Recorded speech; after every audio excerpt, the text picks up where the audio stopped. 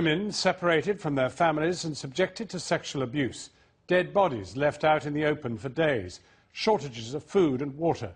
Shocking claims from an aid worker in Sri Lanka as this programme obtained the first independently filmed pictures from one of the internment camps set up by the authorities to house Tamils who fled the civil war. Channel 4 News managed to get cameras past the army checkpoints into a camp in the northern city of Vavuniya, where Tamils who've escaped the battle zone have been taken. Our Asia correspondent Nick Payton-Walsh has this report. These are Sri Lanka's internment camps where tens of thousands of Tamils who fled the war are held. As a journalist, you can't come here unless the army guides you around. But these pictures were taken independently by a cameraman for Channel 4 News who managed to get into the camps. He filmed for the first time people talking freely about life here. They wanted their identities hidden, but spoke of the thirst, the struggle that came here after the perilous trek from the front lines. One man said he's an aid worker at the camp. Personally, I saw 4 dead bodies inside the camp, 3 women and a man. Worms came out of the mouth of one. It must have been there for 3 to 4 days. People just live with the dead bodies without doing anything. Some children were close to one. They didn't know that it was dead. People don't know who to complain to, so they just leave it. I saw mothers unable to feed their children. One asked me with tears for 2 spoons of milk powder to feed her kid, but I couldn't help her. Stories of families separated by war and then imprisoned apart during the peace.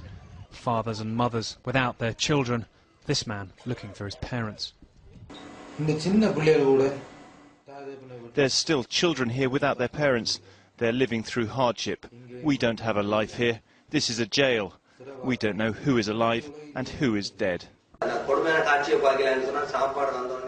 We learned of 2 children who died when they were caught up in a crowd that was trying to get to a food distribution truck. People were exhausted. They were only thinking about getting food, nothing else. Not even children under their feet. There's a lack of coordination and competence here. The government's only objective is to eradicate people from the areas the Tamil Tigers controlled. The government denies these allegations and says it's mounting a huge aid effort. But another aid worker at the camp made a more serious claim. She said she believed soldiers were abducting young women and sexually abusing them. One elderly mother was crying inside the camp. I asked why. She said they'd taken her daughter away and she hadn't heard from her at all. There were many people taken from the camps that go missing. The women are sexually abused and no one takes any action. There's no one to complain to. Nobody dares to talk. They know they're being watched. They're afraid they'll go missing. She said women had to bathe in the open, in front of everyone in the camp, an indignity that's also sparked grave fears for their safety.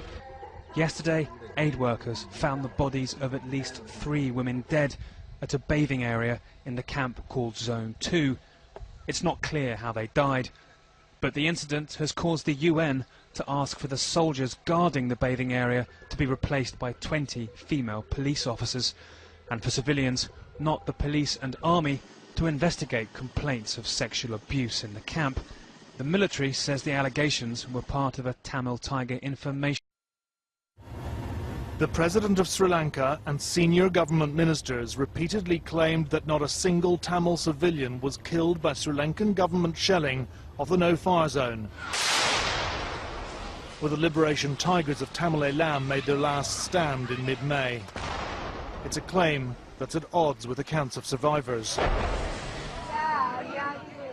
The Sri Lankan government banned journalists and independent observers from the no-fire zone, as they have from camps, where more than 250,000 Tamils have been incarcerated ever since.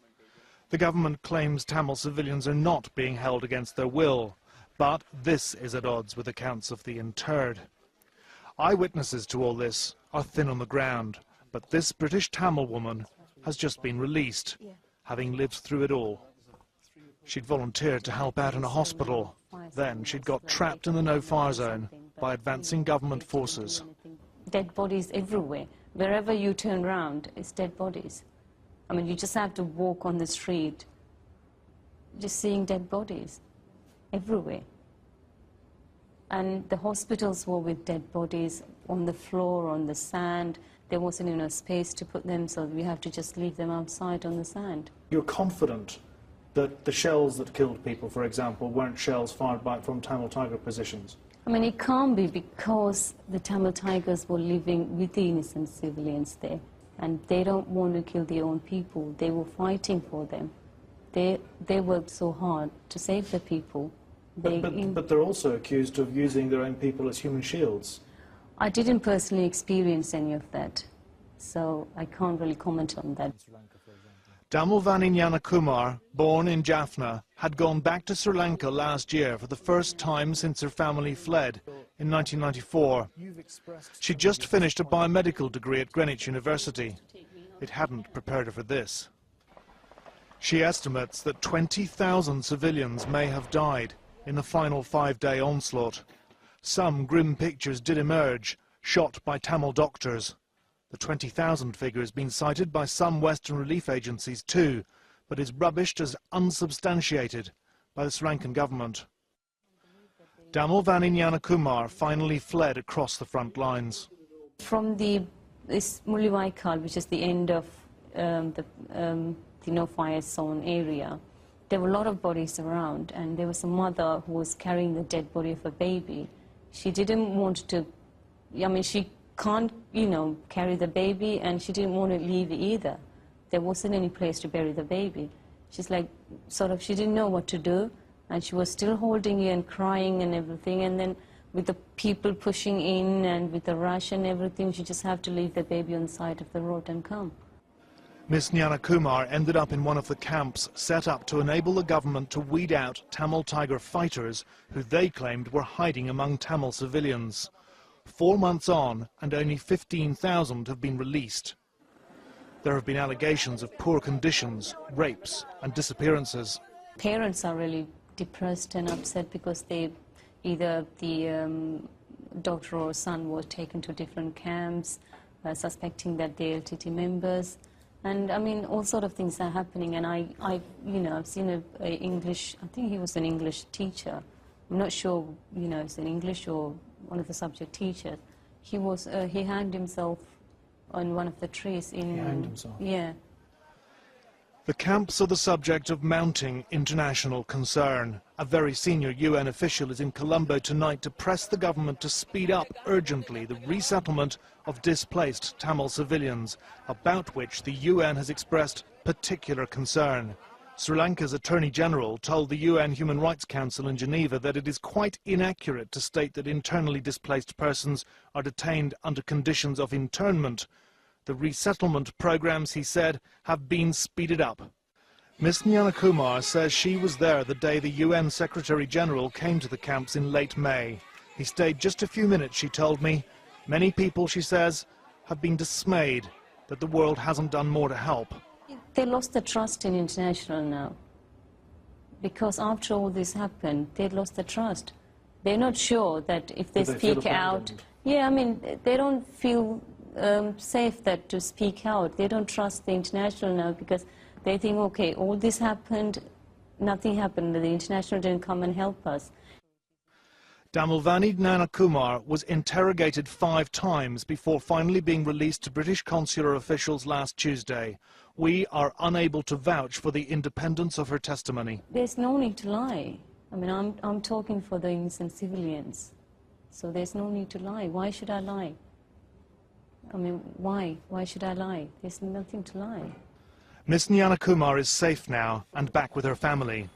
She knows those she left behind are not, and she dismisses out of hand any notion that there can ever be reconciliation. Kill everybody and finish them off. That's what Sri Lankan soldiers say they were told in the final stages of their 30-year battle against the Tamil Tigers.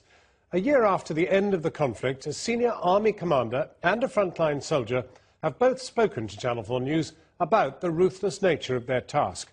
They told us that both Tamil fighters and civilians were executed after surrendering and that their orders came from the top. And we've been shown photographs taken by a soldier that reveal the aftermath of the fighting. This report from our Foreign Affairs correspondent Jonathan Miller does contain distressing images throughout. Captured on camera, Tamil men rounded up, tied up and frightened, the Sinhalese victors stand over the vanquished. We don't know if they're combatants or civilians, but some are just children. We also don't know what happened next. Thousands of prisoners were interned in camps, but allegations persist that many were executed on the battlefield, even as they surrendered. It was a decisive end to a brutal 30-year war in which both sides stand accused of war crimes. Exactly 1 year on from that victory, there has been no investigation. Yet as time has passed, evidence has mounted. Last August, Channel 4 News obtained sinister and disturbing video evidence, later authenticated by the United Nations, purporting to show point-blank executions of Tamils by uniformed Sri Lankan soldiers. Now, for the first time, Channel 4 News has heard directly from a senior army commander and a frontline soldier who have confirmed that such killings were ordered from the top. Yes, our commander ordered us to kill everyone. We killed everyone. Definitely the order would have been to kill everybody and finish them off. I don't think we wanted to keep any hardcore elements, so they were done away with. It's clear that such orders were in fact received from the top. The final showdown in the war against the liberation Tigers of Tamil Eelam was as bloody as the campaign the Tigers had waged for a Tamil homeland. A year ago, they were finally cornered, along with 100,000 civilians in their ever-shrinking coastal enclave, ironically called the no-fire zone.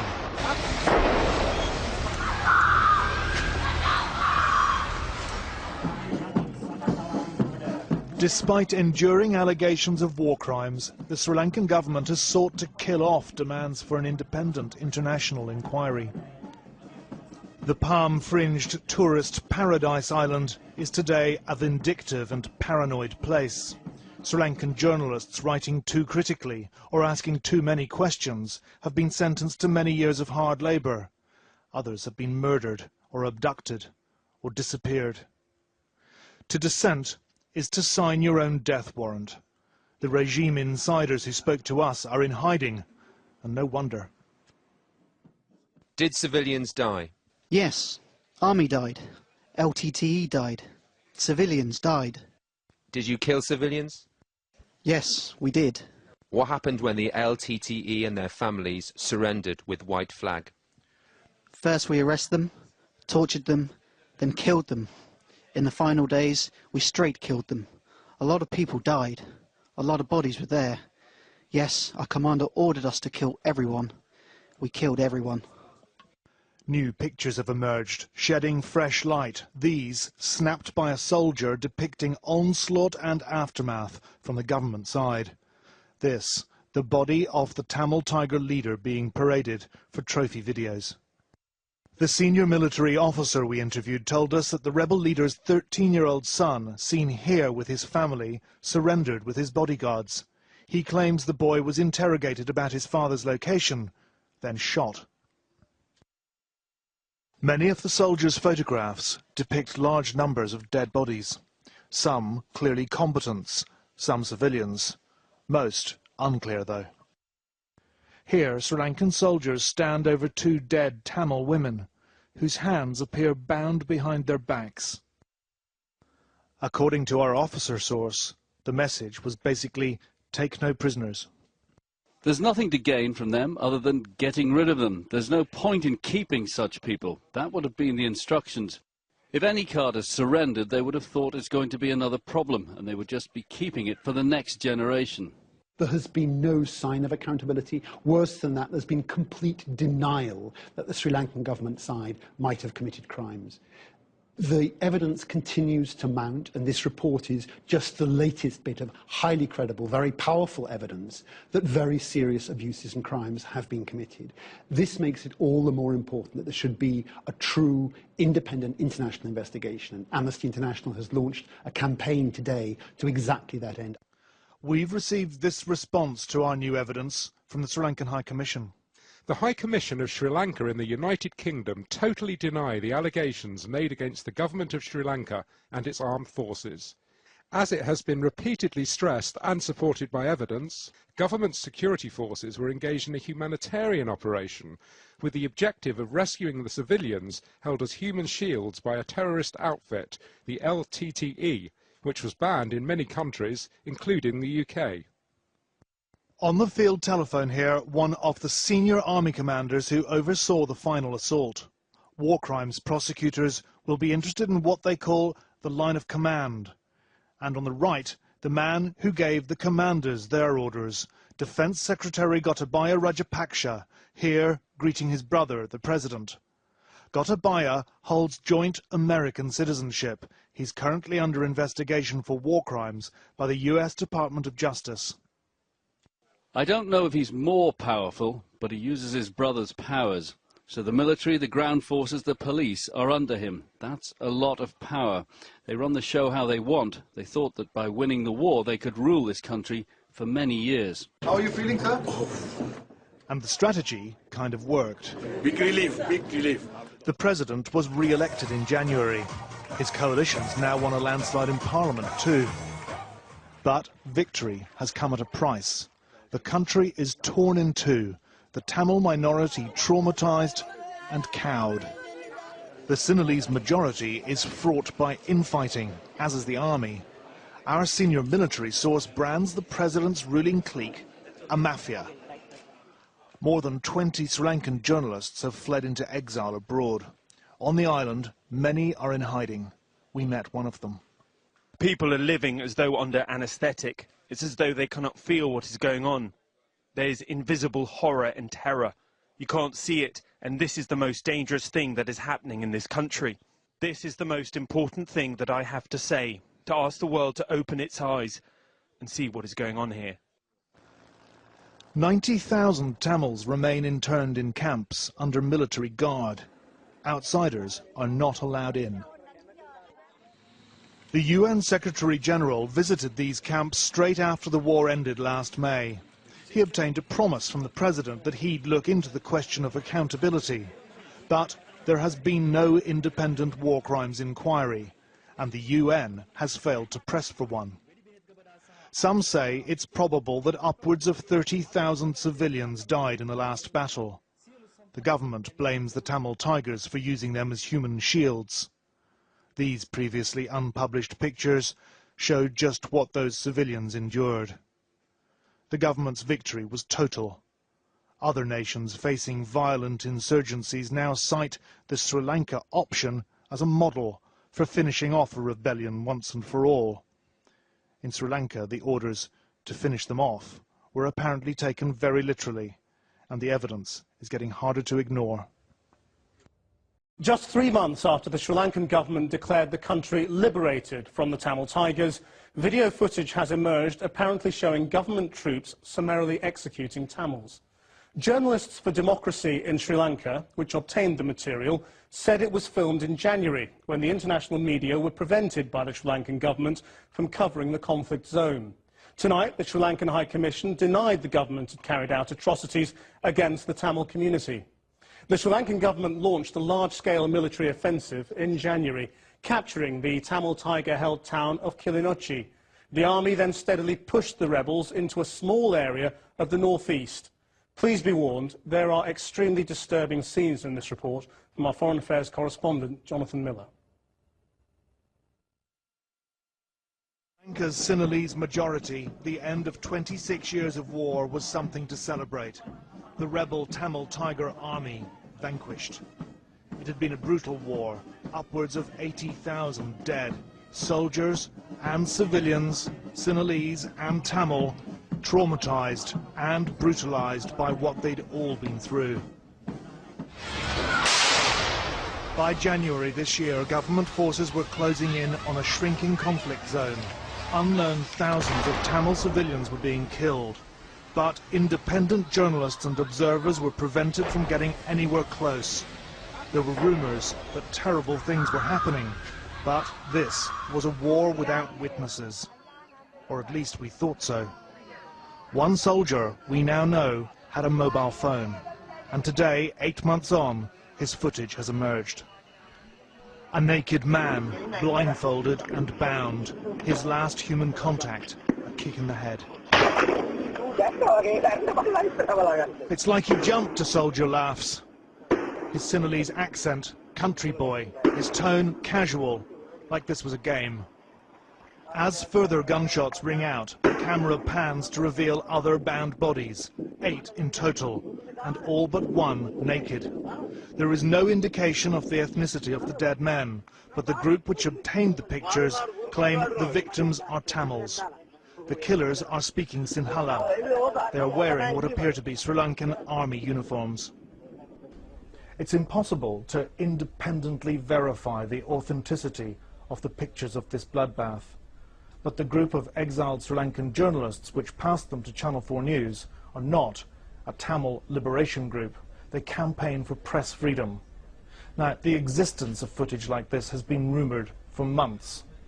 It's taken 8 months for it to come out, and it was only smuggled out of Sri Lanka in the past couple of days. An independent Sri Lankan human rights investigator, a Sinhalese, who's watched the pictures with me this evening, believes them to be genuine. Towards the end of the video, a 9th man is shot dead. Extrajudicial killings by government soldiers and paramilitaries have been documented in Sri Lanka for years, but there's never been evidence like this. 280,000 Tamils remain incarcerated in camps for displaced people.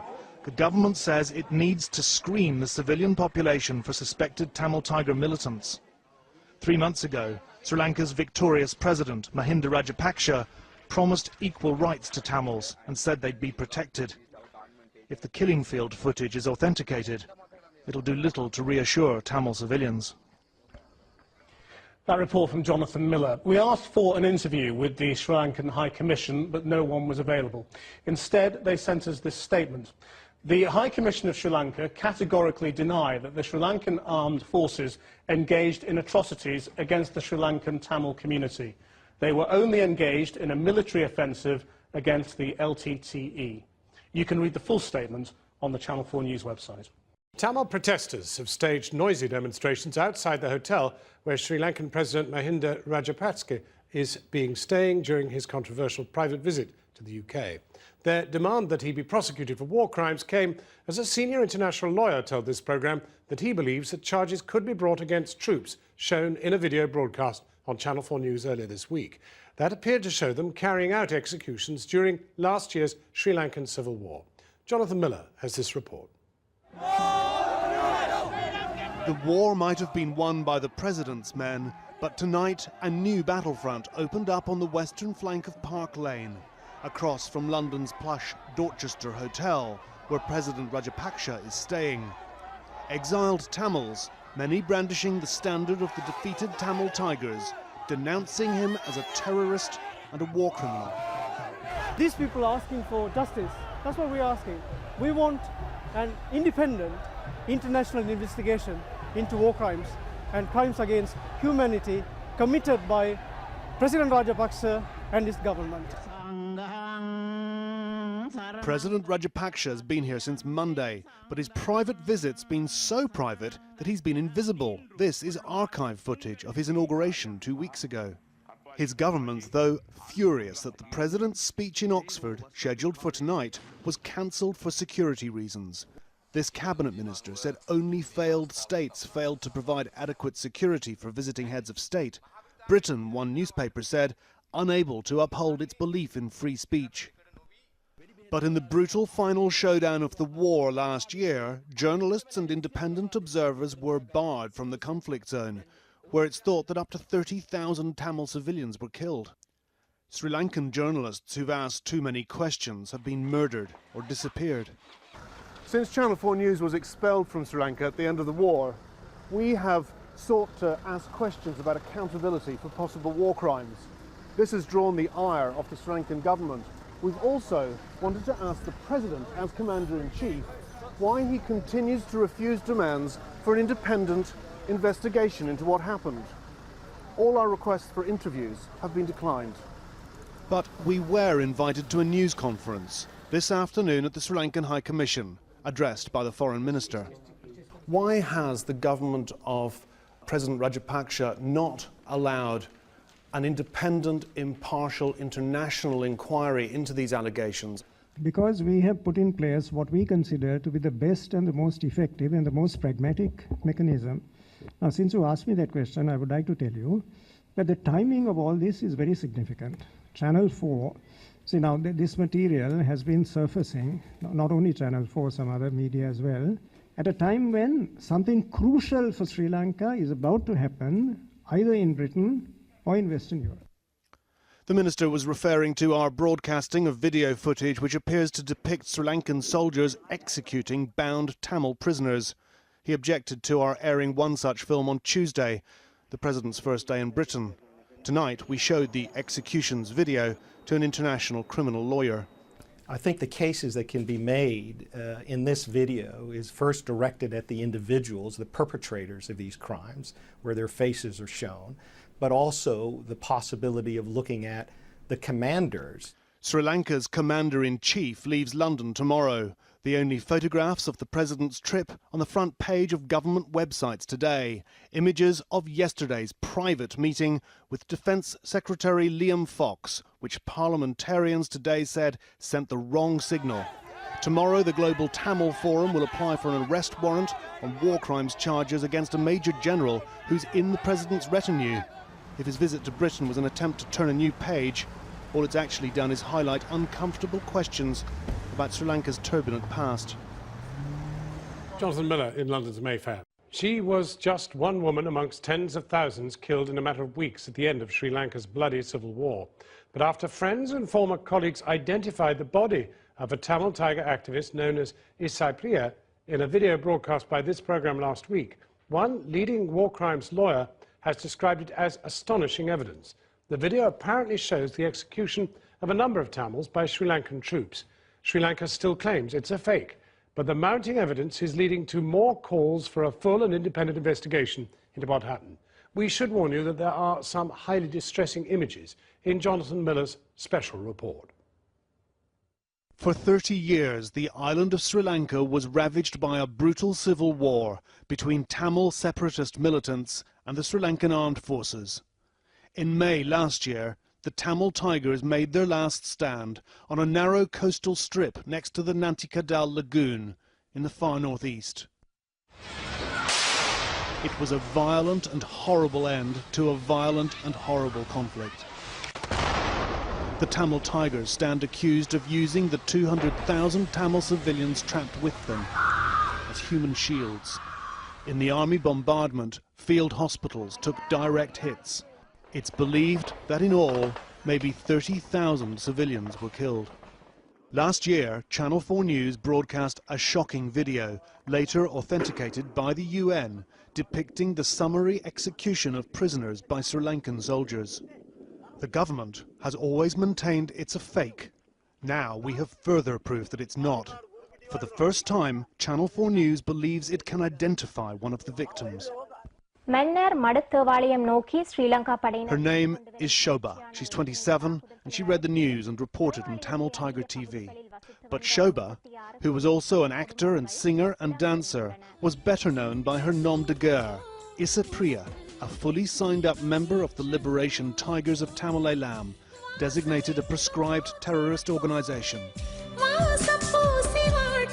Her lyrics glorify suicide bombing, which the LTTE pioneered. She was married to a senior commander, and had it not been for a heart problem, she'd have probably been a fighter herself. So says one of her former comrades, who asked us to conceal her identity. Isai Priya joined the LTTE. Because of her physical condition, she was deployed to the media unit. She never carried a gun, and her physical condition meant she couldn't go to the battlefield. She always carried either a camera, a pen, or a notepad. Now, Isai Priya is dead. The website of Sri Lanka's Ministry of Defence lists a Lieutenant Colonel Isai Priya of the LTTE Comms and Publicity Wing, who it says was killed on the 18th of May, the day before the war was finally declared over. It says she was killed by troops belonging to the Sri Lankan Army's 53 Division. Now, be warned, the following pictures are disturbing. A Sri Lankan soldier took this photograph of Isai Priya. who was identified for us by another LTTE member. A digital date stamp embedded in the picture times it to 3:17 p.m. on the 18th of May, confirming the government's date of death. There's no indication of how she and the other young woman were killed. It's unclear why a combatant killed in battle would have their hands bound. Somehow, though, Isai Priya then ended up in a muddy field, a big gash on her face. This still is taken from the gruesome new execution video we obtained last week, in which you can actually see some of the executioners' faces as they kill bound, blindfolded, naked prisoners.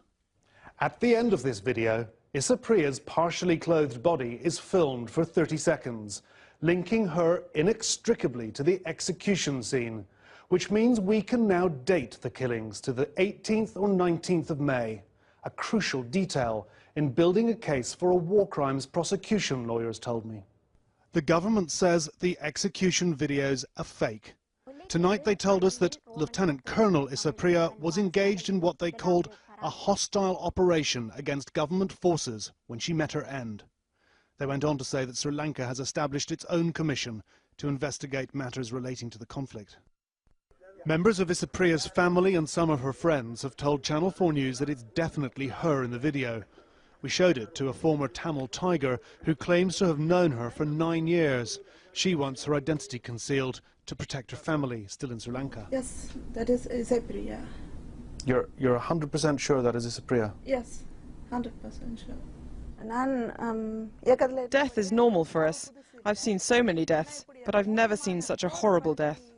You worked in the propaganda wing of the LTTE, as did Isai Priya. The government of Sri Lanka might say they did propaganda then, and this now, you talking to me, is propaganda as well. When we tell the truth, it can't be called propaganda. What we're doing is telling the truth to the world. We were trying to say what we fight for and what we do. If that's considered propaganda by the Sri Lankan government, I can't accept that. So we now know when the killings took place, but can we say where? In the run-up to the final battle, the Sri Lankan Ministry of Defence says 2 army divisions advanced from north and south along the narrow neck of land between the lagoon and the sea, trapping the Tamil Tiger fighters in a tiny pocket of territory, along with the civilians. Special forces under operational command of 53 Division then moved round to engage any fighters fleeing north. And where they met is where the last battle took place, in which the government claims Isai Priya was killed. This is the officer commanding of 53 Division, Major General Kamal Gunaratne.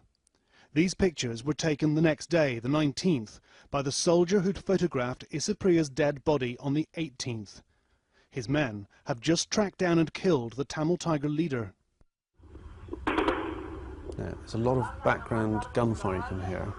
The Sri Lankan government insists that its troops did not commit war crimes. International criminal lawyers we've spoken to say this video will comprise powerful evidence, though, in any legal effort to establish what they call command responsibility. This is astonishingly powerful evidence of a type I've only ever seen in a handful of times. There was some footage from Yugoslavia about mass killings, and this is up there. It's within a very, very, very rare category of evidence where killings are actually captured on tape. And the idea that there can be a debate about whether there should be an investigation in the face of evidence like this is very surprising. So this evidence should lead to only one conclusion, which plainly there needs to be a full investigation, and there needs to be prosecution of the people responsible. We've forwarded the evidence contained in this report to United Nations investigators.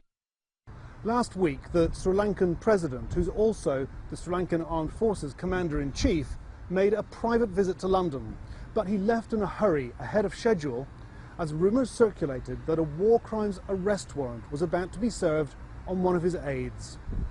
With concrete evidence in the shape of a name and a face and a probable date and a place, the prospect of prosecutions for possible war crimes is now one step closer. Jonathan Miller in that special report, and you can read plenty more analysis on what's been happening in Sri Lanka, including graphics, maps and extended interviews. Just check out the Sri Lanka special report on our website. She was just one woman amongst tens of thousands killed in a matter of weeks at the end of Sri Lanka's bloody civil war. But after friends and former colleagues identified the body of a Tamil Tiger activist known as Isai Priya in a video broadcast by this program last week, one leading war crimes lawyer has described it as astonishing evidence. The video apparently shows the execution of a number of Tamils by Sri Lankan troops. Sri Lanka still claims it's a fake, but the mounting evidence is leading to more calls for a full and independent investigation into what happened. We should warn you that there are some highly distressing images in Jonathan Miller's special report. For 30 years, the island of Sri Lanka was ravaged by a brutal civil war between Tamil separatist militants and the Sri Lankan armed forces. In May last year, the Tamil Tigers made their last stand on a narrow coastal strip next to the Nantikadal Lagoon in the far northeast. It was a violent and horrible end to a violent and horrible conflict. The Tamil Tigers stand accused of using the 200,000 Tamil civilians trapped with them as human shields. In the army bombardment, field hospitals took direct hits. It's believed that in all, maybe 30,000 civilians were killed. Last year, Channel 4 News broadcast a shocking video, later authenticated by the UN, depicting the summary execution of prisoners by Sri Lankan soldiers. The government has always maintained it's a fake. Now we have further proof that it's not. For the first time, Channel 4 News believes it can identify one of the victims. Her name is Shobha. She's 27 and she read the news and reported on Tamil Tiger TV.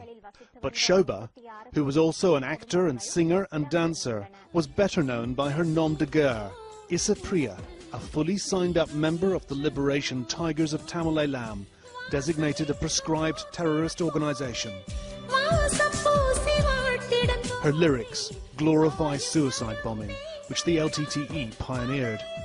She was married to a senior commander, and had it not been for a heart problem, she'd have probably been a fighter herself. So says one of her former comrades, who asked us to conceal her identity. Isai Priya joined the LTTE. Because of her physical condition, she was deployed to the media unit.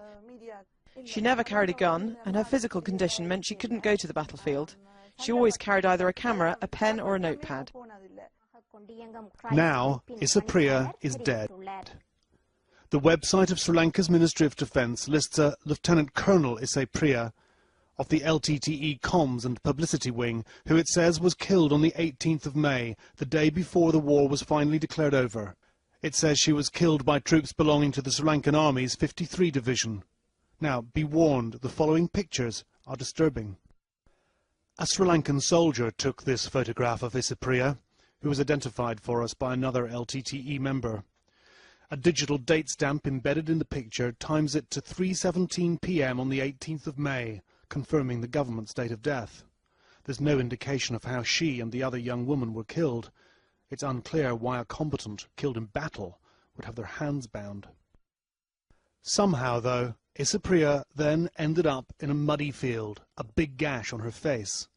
This still is taken from the gruesome new execution video we obtained last week, in which you can actually see some of the executioners' faces as they kill bound, blindfolded, naked prisoners.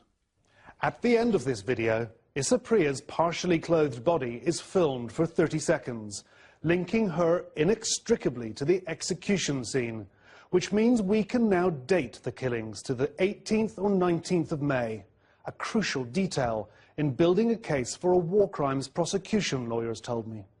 The government says the execution videos are fake. Tonight they told us that Lieutenant Colonel Isai Priya was engaged in what they called a hostile operation against government forces when she met her end. They went on to say that Sri Lanka has established its own commission to investigate matters relating to the conflict. Members of Isai Priya's family and some of her friends have told Channel 4 News that it's definitely her in the video. We showed it to a former Tamil Tiger who claims to have known her for 9 years. She wants her identity concealed to protect her family, still in Sri Lanka. Yes, that is Isai Priya. You're 100% sure that is Isai Priya? Yes, 100% sure. Death is normal for us. I've seen so many deaths, but I've never seen such a horrible death. You worked in the propaganda wing of the LTTE, as did Isai Priya. The government of Sri Lanka might say they did propaganda then, and this now, you talking to me, is propaganda as well. When we tell the truth, it can't be called propaganda. What we're doing is telling the truth to the world. We were trying to say what we fight for and what we do. If that's considered propaganda by the Sri Lankan government, I can't accept that. So we now know when the killings took place, but can we say where? In the run-up to the final battle, the Sri Lankan Ministry of Defence says 2 army divisions advanced from north and south along the narrow neck of land between the lagoon and the sea, trapping the Tamil Tiger fighters in a tiny pocket of territory, along with the civilians. Special forces under operational command of 53 Division then moved round to engage any fighters fleeing north. And where they met is where the last battle took place, in which the government claims Isai Priya was killed. This is the officer commanding of 53 Division, Major General Kamal Gunaratne.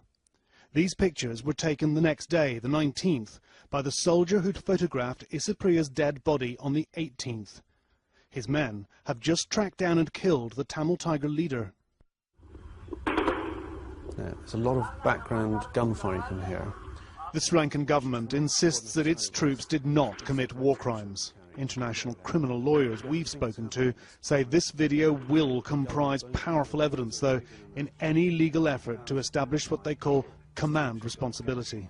This is astonishingly powerful evidence of a type I've only ever seen in a handful of times. There was some footage from Yugoslavia about mass killings, and this is up there. It's within a very, very, very rare category of evidence where killings are actually captured on tape. And the idea that there can be a debate about whether there should be an investigation in the face of evidence like this is very surprising. So this evidence should lead to only one conclusion, which plainly there needs to be a full investigation, and there needs to be prosecution of the people responsible. We've forwarded the evidence contained in this report to United Nations investigators. Last week, the Sri Lankan president, who's also the Sri Lankan Armed Forces Commander-in-Chief, made a private visit to London. But he left in a hurry ahead of schedule as rumours circulated that a war crimes arrest warrant was about to be served on one of his aides. With concrete evidence in the shape of a name and a face and a probable date and a place, the prospect of prosecutions for possible war crimes is now one step closer. Jonathan Miller in that special report, and you can read plenty more analysis on what's been happening in Sri Lanka, including graphics, maps and extended interviews. Just check out the Sri Lanka special report on our website. Well, it could hardly be more damning. Both sides in Sri Lanka's civil war accused of war crimes. A leaked report by 3 UN investigators says government forces systematically shelled hospitals with evidence that civilians suffered rape, torture and execution. The Tamil Tiger rebels are also accused of using civilians as hostages and using child soldiers. The Sri Lankan government rejects the leaked report and says it will respond in detail next week. We warned there are some distressing images in this report by our Asia correspondent, John Sparks.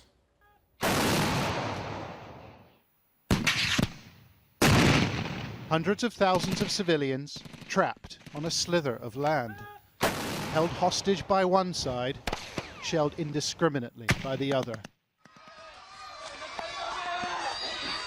The situation was desperate. There was nowhere to go.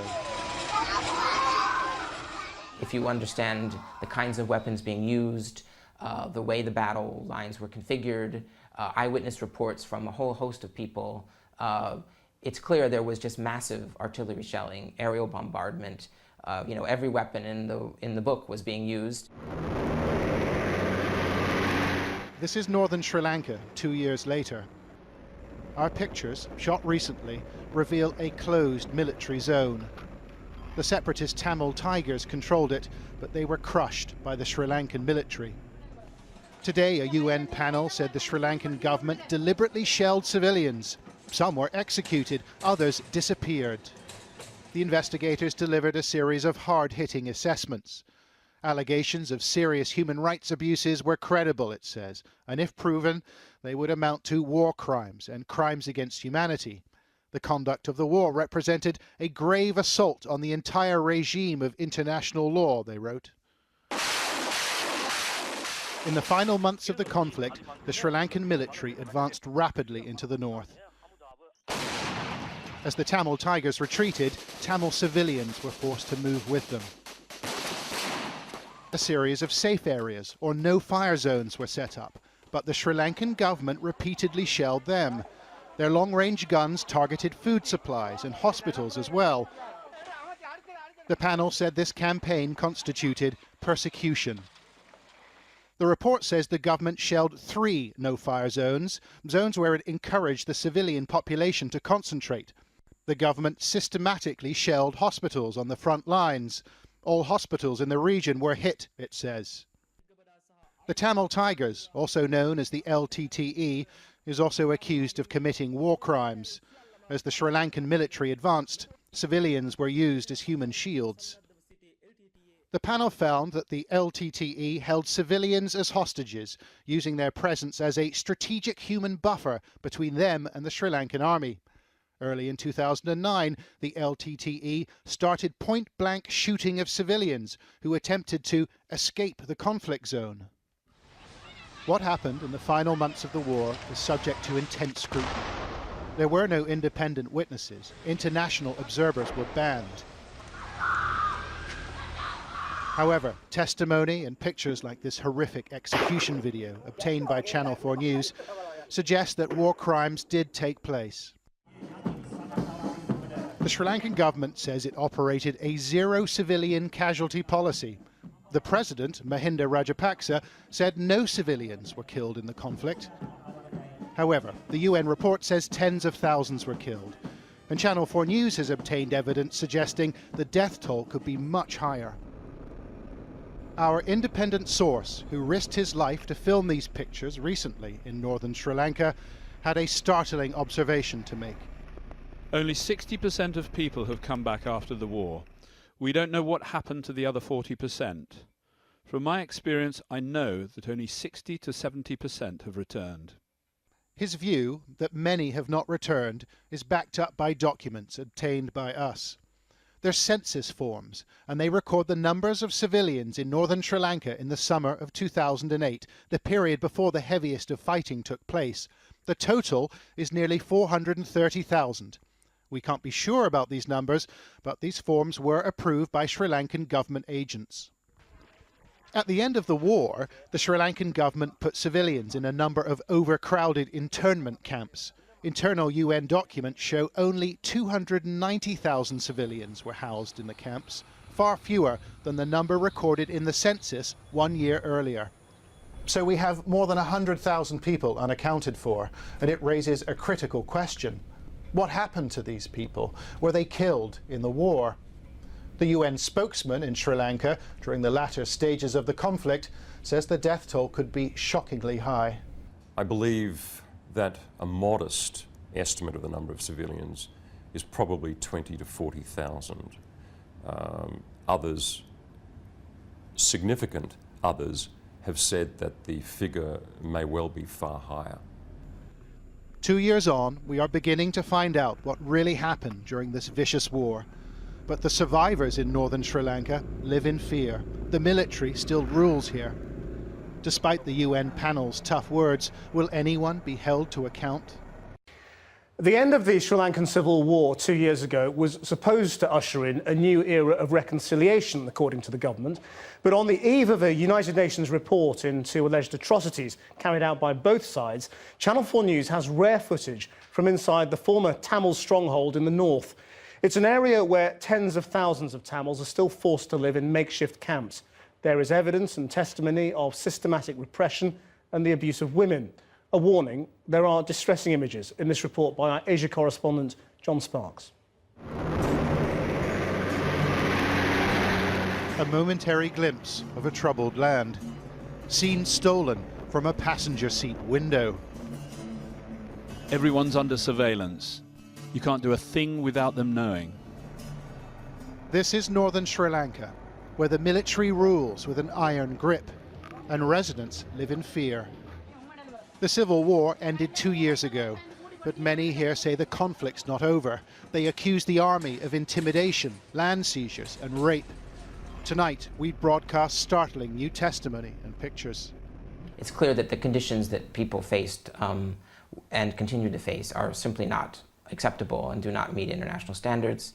Almost 2 years since the war has ended, the situation remains very grim for people living in the north and east. There are still very serious human rights abuses occurring. The Sri Lankan government and the separatist Tamil Tigers waged a long and bloody war in the north. Civilians, mostly Tamils, were caught in the middle. A UN war crimes panel thinks tens of thousands were killed, something the Sri Lankan government denies. There were few witnesses to this war. International observers were banned, and they're still prevented from travelling in the north. Our contact films in a town called Kilinochchi. He takes an extraordinary risk. If caught, the punishment would be severe. It used to be the Tamil Tigers' capital. Now the Sri Lankan 57th Army Division has stamped its mark on the community. Residents say army commanders here have seized private homes and businesses and fenced them off with barbed wire. These pictures seem to confirm that. The Sri Lankan government is also accused of taking land for hotels and other development projects.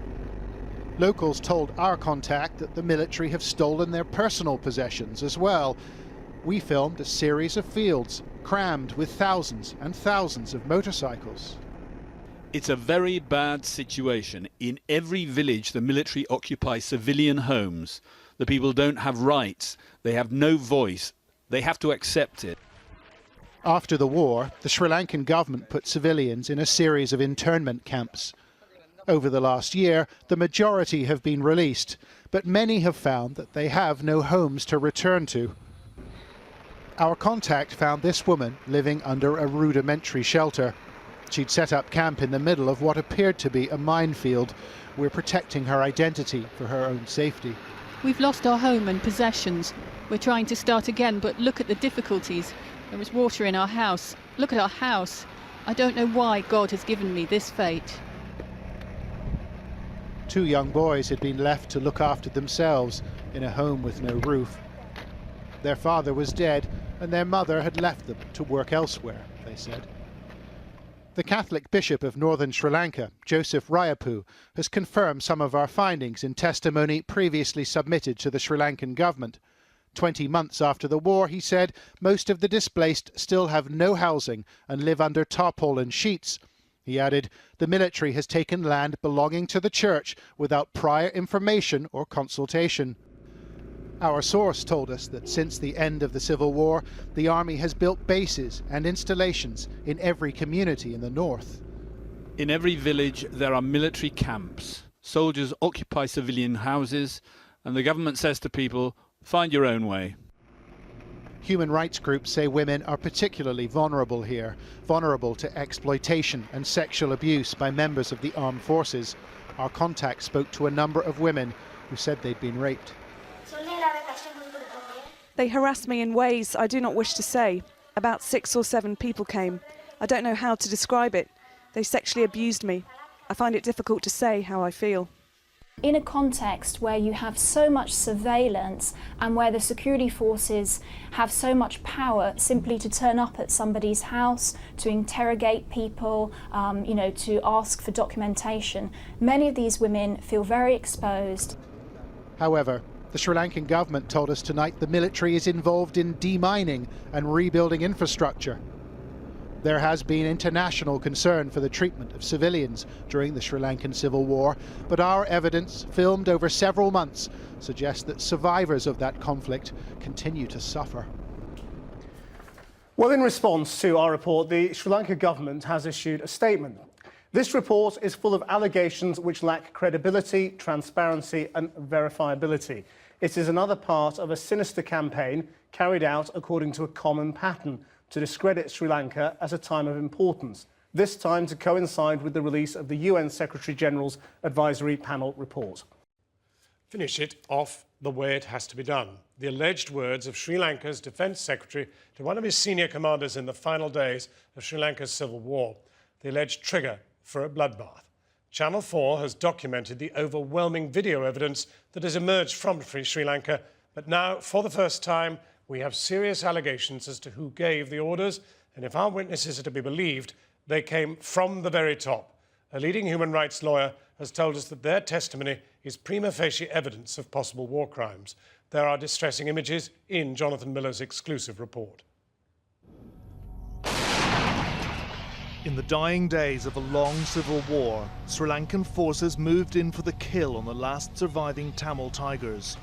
Tens of thousands of civilians were being held as human shields by rebel fighters on a tiny shard of land. The president said no civilians were killed by the army. The UN says that up to 40,000 civilians died though, and the final days of the conflict have been described as an orgy of murderous violence by Sri Lankan soldiers. Over the past 2 years, this channel's broadcast powerful video evidence of war crimes. Now, for the first time, 2 eyewitnesses have risked their lives to actually name those whom they say ordered war crimes. We received orders from the top to kill some of those who surrendered. All regiments received the orders unofficially. When he said finish it off in the way it has to be done, it meant they didn't worry about whether civilians would be killed. All they wanted was for the war to be over. Tonight, we name the accused, and we confront them. Sir, you're accused of war crimes. Can I ask what your response is to this, please? Me? The war which tore Sri Lanka apart for 3 decades was, by May 2009, approaching its endgame, with 130,000 civilians trapped along a small strip of beach. The government called this the no-fire zone, but it was no such thing. May the 15th, and 2 army divisions converge on the beach, cutting off any last hope of escape for the LTTE rebels, now completely surrounded. Trapped with them, the civilians. Under constant rocket and mortar fire, the government determined to crush the rebels once and for all. 2 days later, the war was finally over. Fernando was on the front line in those last days. We're protecting his real identity. Tearfully, he recounted the apocalyptic horrors he'd witnessed.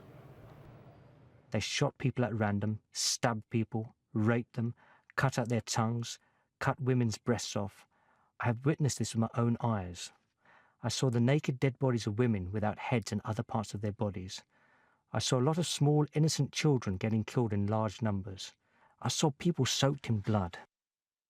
They could do whatever they wanted there. It was their empire. The soldiers at the battlefront, their hearts had turned to stone. Having seen blood, killings, death for so long, they had lost their sense of humanity. It was as though they had turned into vampires. Brigadier Shavendra Silva was commander of 5/8 Division. It was his troops you just heard described. 4 days before the war ended, Fernando attended a meeting on the beach at which Brigadier Shavendra Silva addressed his officer corps. According to Fernando, the brigadier told his officers he'd received a telephone call from this man. He is Sri Lanka's Defence Secretary, Gotabaya Rajapaksa, brother of the president and one of 3 brothers who rule Sri Lanka. These orders were right from the top. The brigadier told his officers that the orders from Gotabaya Rajapaksa were to finish the job by whatever means necessary. War crimes lawyers tell us that what the brigadier said is credible evidence that war crimes were directed by political leaders. He said, "This is a very decisive day for us because last night I got a call from the Defence Secretary. He told me that we only have a small chunk of land to capture. Do whatever it takes, however it is done. By noon, I want to hear good news from you. And with that, the story of this war should come to an end. If you want any further instructions to accomplish this, call me. Finish it off in the way it has to be done." What followed was the killing spree that Fernando then witnessed. On the very last day of the war, 2 of the political leaders of the LTTE tried to surrender. According to mediators, the Sri Lankan president guaranteed their safe passage if they and their families and 300 fighters came out waving white flags. That's not how it worked out. Channel 4 News has spoken to an officer from 5/8 Division who told us that Gotabaya Rajapaksa again called Brigadier Shivendra Silva and ordered him to execute the surrendering rebels. 2 majors were ordered to receive the Tiger leaders. The Defence Secretary phoned Brigadier Shivendra Silva and ordered him not to take them prisoner, but to kill them. When I got there, I saw a pile of dead bodies.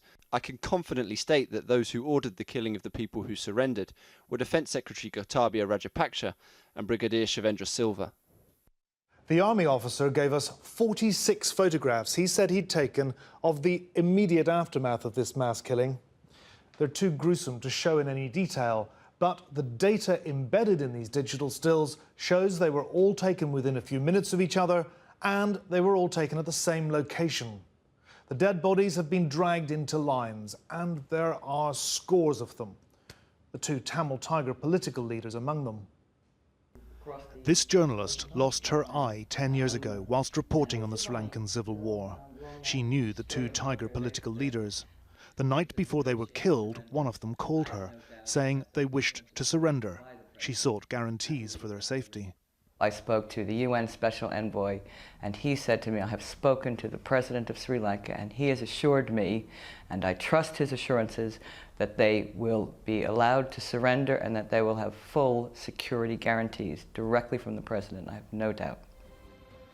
When the war ended, Brigadier Shivendra Silva was hailed as a hero and promoted to Major General, after which he retired, aged 45. Any future action by the United Nations to sanction a formal inquiry into possible war crimes in Sri Lanka will start here, in this building, in New York. And ironically, it was to this very building that the Sri Lankan government sent Major General Shivendra Silva. It was a post-war reward assignment to be his country's deputy ambassador to the United Nations. We received no response to repeated requests for an interview with Shivendra Silva, so I went to see him anyway. Good morning, Major General. My name's Jonathan Miller from Channel 4 News. Yeah. Sir, you're accused of war crimes. Can I ask what your response is to this, please? Me? Yes. That is by some people. Well, maybe it is the people who are the LTT and the people who are really involved, who are supporting LTT. But Major General, with respect, one of your officers has told us directly that you were ordered by Gotabaya Rajapaksa to execute surrendering Tamil Tigers, and that's exactly what happened, isn't it? Can you exactly tell me if somebody has told you that some senior officer, can you tell me the name of the officer who had told? Of course I cannot tell you the name, sir, with then respect. You have to ask from that officer, because no such thing has happened. I'm coming to you because it's soldiers under your command who are accused of these things, accused of rapes, accused of killing civilians, women and children, accused of covering evidence. It is Channel 4, and only you have narrated, and you are the only one who is accusing. No one else is accusing us. It's not me making the accusation, sir, with respect. It's this officer that was under your command has told us directly of these accusations. You are the only one who is accusing, and you are Channel, okay? There is prima facie evidence that crimes against humanity and grave breaches of the Geneva Conventions were committed. They were committed through the principle of command responsibility, directed by both military and civilian leaders. All of this is sufficient in now triggering a responsibility by the international community to bring to justice, to investigate, and if need be, bring to justice these individuals who have committed these most heinous crimes. The Sri Lankan government wants to move on, denying all charges. Sri Lanka's Tamils say they can't move on until there's justice. This year has seen Colonel Gaddafi indicted and General Mladic put on trial in The Hague. But in Sri Lanka, there has been no reckoning. Yet the evidence keeps piling up. Now, in just 2 weeks' time, world leaders will gather in Sri Lanka for the Commonwealth Heads of Government Summit. Those leaders, including David Cameron, travel in the face of continuing protests over the appalling human rights record of its hosts. But tonight this programme can reveal new evidence which will put yet more pressure on them to boycott the meeting. Until now, the Sri Lankan government has insisted that the Tamil Tiger TV presenter and actress Isai Priya was killed in combat at the end of the civil war. But new video evidence shows her alive and in the custody of government forces. This exclusive report by our Foreign Affairs correspondent Jonathan Miller has some distressing images right from the start. Her name is Shobha. At 27, she was born the very year that civil war broke out. In Sri Lanka, she was better known as Isai Priya, a lieutenant colonel in the Tamil Tiger separatist insurgent army. And this is the moment of her capture by government forces. She sits half naked and disorientated in a muddy seaside swamp, apparently caught while trying to escape the final bloody showdown. Isai Priya looks uninjured. Her captors treat her with dignity. They think she's the Tamil leader's daughter, but she's not.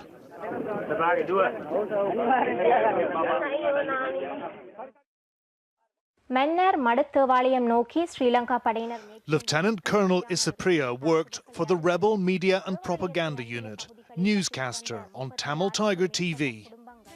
She was also an actress and a singer, reportedly much loved by viewers in her homeland and among the Tamil diaspora worldwide.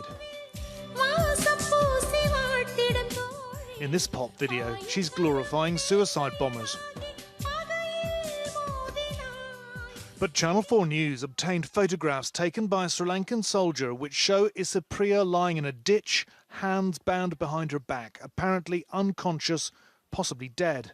We also obtained horrific video footage of Isai Priya dead, a gash across her face.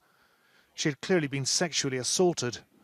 The same video depicts the summary execution of bound male captives by Sri Lankan soldiers.